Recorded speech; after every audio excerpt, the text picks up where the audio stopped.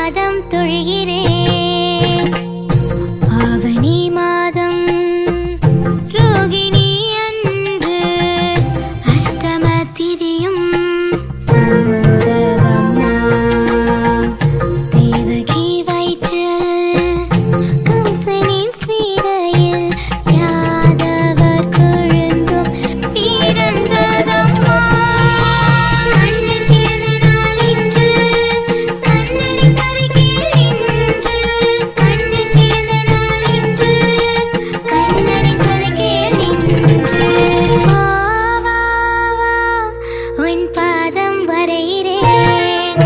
வா வா வா உன் பாதம் தொழுகிறேன்.